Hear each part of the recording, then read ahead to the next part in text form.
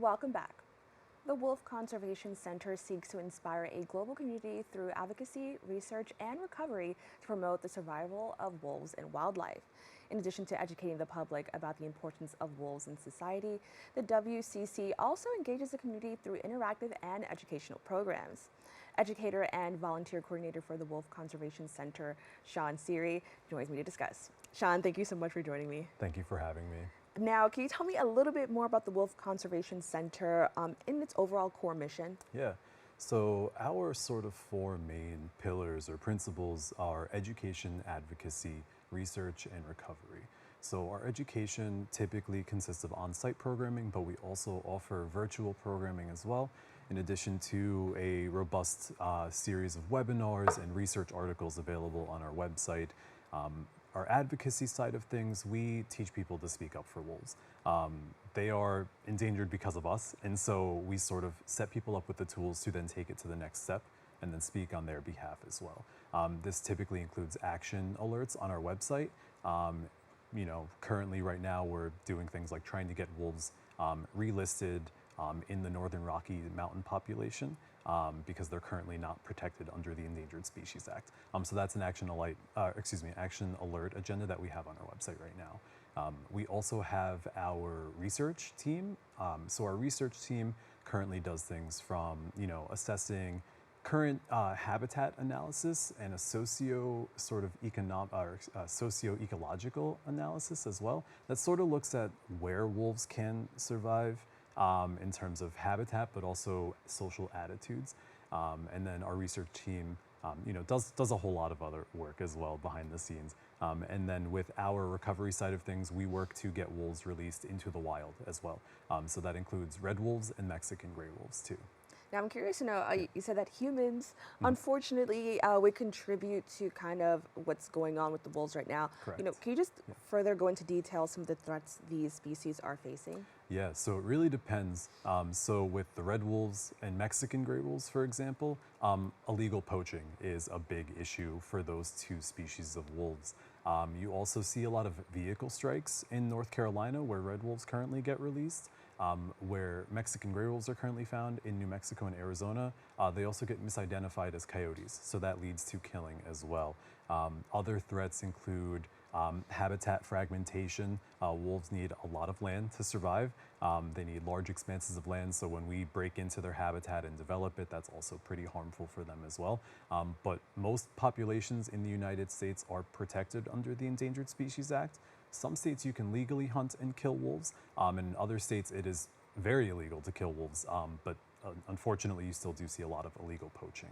And can you tell me a little bit more about poaching and what that is? Yeah, so poaching includes illegal killing, and so essentially wolves are protected in most of the lower 48 states in the US, with the exception being Idaho, Montana, and Wyoming. Wolves can legally be hunted in those states.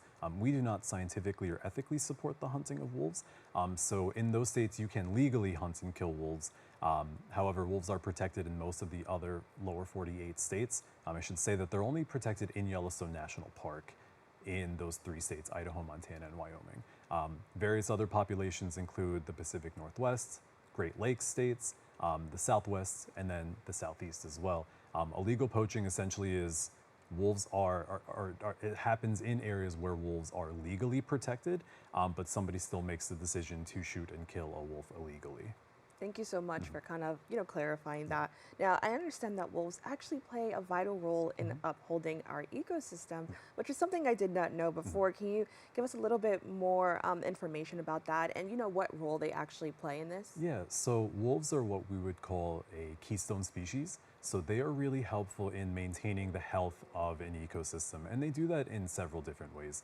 Some of that includes basically prey control. So wolves like to eat animals like moose, bison, elk, deer, animals that we would call wild ungulates.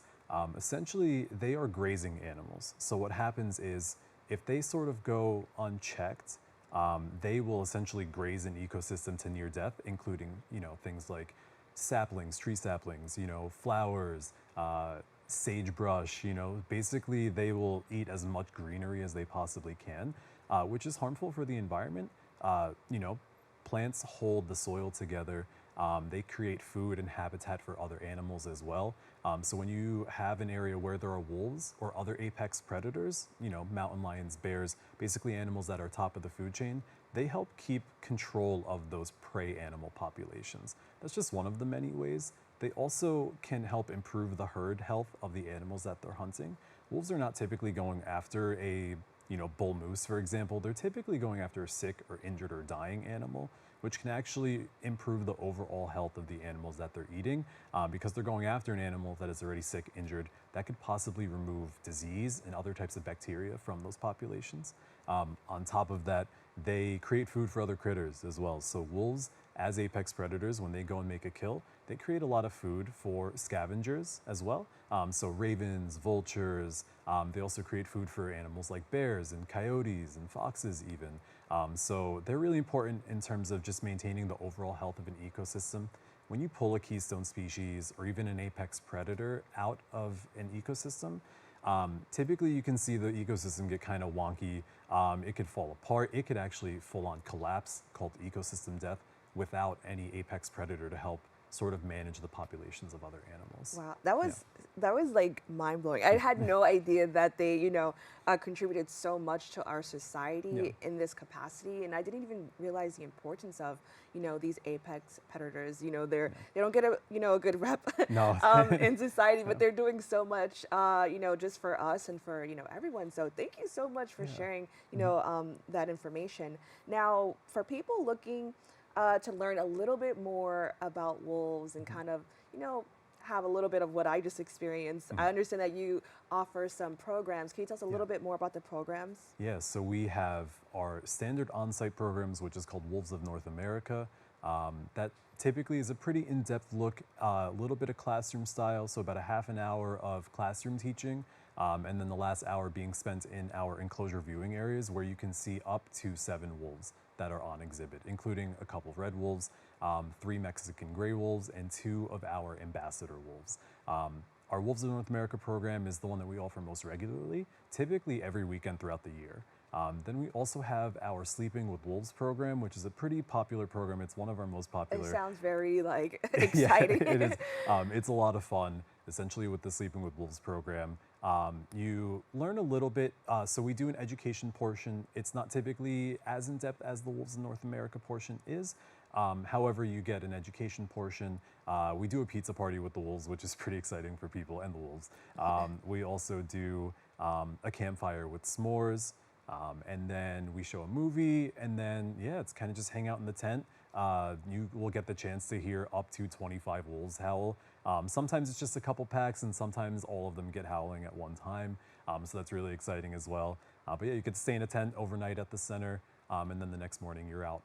But that's a pretty fun program for folks. It sounds like a lot of fun, a little scary, but it sounds kind of fun. With that being said, what can this immersive experience teach participants about wolves, and what do you hope people get when they interact with this program? Yeah, so our programs are all designed to have a few takeaways. Typically, again, like we were chatting about the ecological role that wolves play in their ecosystems. Also, just learning generally about them, like you had mentioned before, there's a lot of negative attitudes and stereotypes that people attach to wolves. And so we hope people leaving the center after coming to a program hopefully think a little bit differently about the animals that they just spent an hour with. They're not these big scary animals. They're actually quite fearful of people. And so we hope that people leave knowing a little bit more about wolves, and then also hopefully taking that next step to learn how to protect them and advocate for them. And then everything else, we go through wolf biology, we go through their adaptations, we go through their current population numbers. The main goal is really just to hopefully leave this program going, wow, I learned a lot, and maybe, if you feel obligated to then take that next step and help them out. Yeah. I understand you're also reaching out to younger, audiences with the new Junior Wildlife Biologist program. Can you tell me a little bit more about that? Yeah, the new Junior Wildlife Biologist program is pretty fun. That was originally like a take-home activity program that we are now turning into an in-person program at the center. It's mostly designed for students 3rd through 5th grade. Basically, it's teaching kids how to just get outside, use their outdoor skills, learn some new outdoor skills, in addition to doing things like observing wildlife, and then, learning not just more about wolves, but also ecosystems. So it's kind of just like a little bit of a day in the life of a wildlife biologist. That sounds pretty amazing. Now, how do you hope, these programs will kind of influence the way we think about wildlife, the way we interact with even, the world around us? What do you hope people get from that? Yeah, so it's really important because obviously, you look at our organization, you say just wolves, right? And so really, it's not just teaching about wolves. It's about fostering empathy and care for wildlife, for, natural landscapes as well.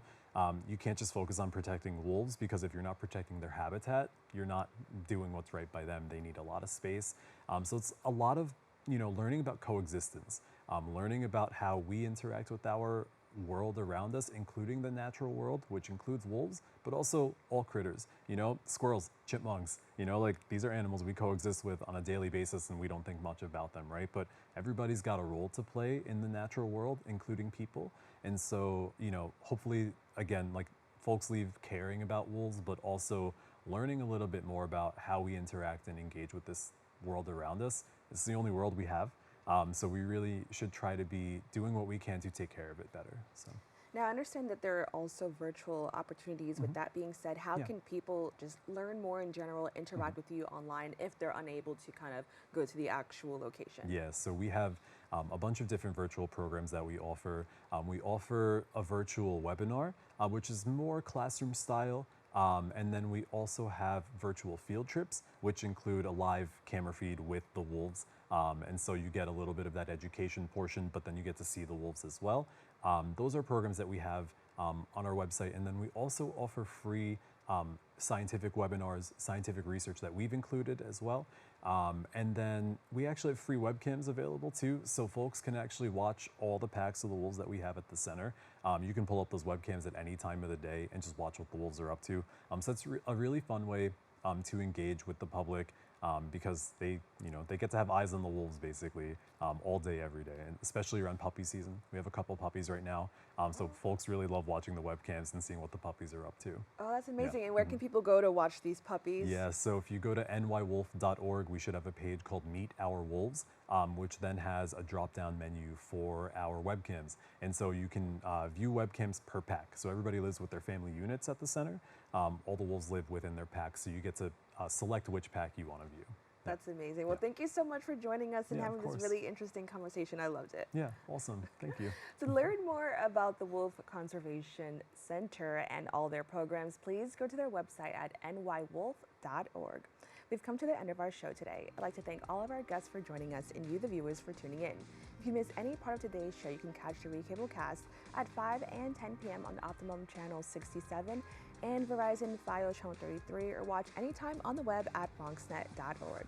You can catch a brand new episode of Open with Darren Hymie on Wednesday and with Rena Valentine on Friday. I'm Kibin Alleyen, wishing you and yours safety and wellness now and always. See you next time.